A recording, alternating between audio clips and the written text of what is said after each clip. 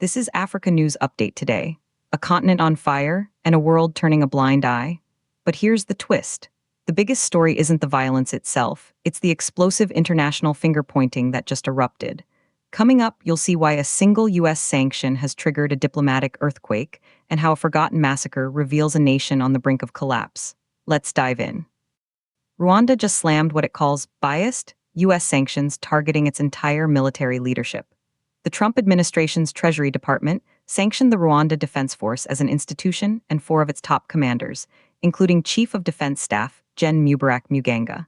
Washington accuses the RDF of supporting the M23 rebels in eastern Dr. Congo, violating the Washington Accords. But Kigali's response was furious.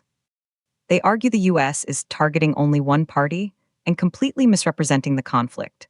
Rwanda says the Congolese government and its coalition, which includes foreign mercenaries and the FDLR militia, have continued drone attacks and ground offensives. And here's the part that will blow your mind. These sanctions come as that very coalition is launching renewed drone and artillery attacks, including on Baniamulange villages in Minembwe. So, who's telling the truth?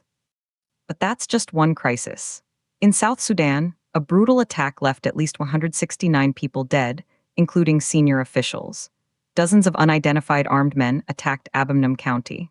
Local officials believe the assailants came from neighboring Unity State and are linked to the SPLA-IO opposition.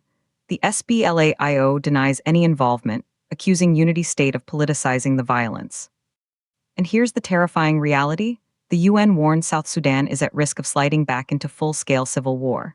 About 1,000 civilians fled to seek protection near a UN base.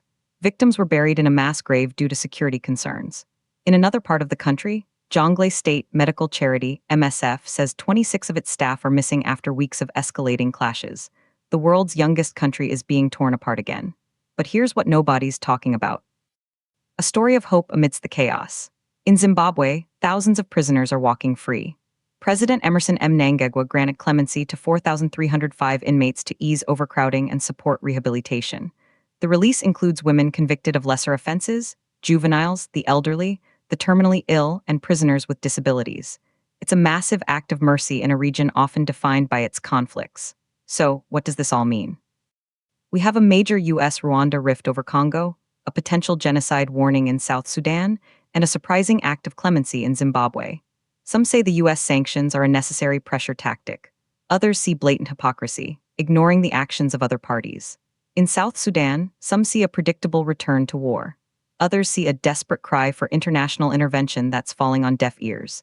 And in Zimbabwe, some see genuine reform. Others see a political maneuver to ease pressure on a strained system. The continent is at a crossroads, and the world's response is fragmented and contradictory. Do you think the U.S. sanctions on Rwanda are justified, or are they fueling the very conflict they claim to want to stop? Drop your take in the comments. Subscribe to Africa News Update today for more breaking news from the continent.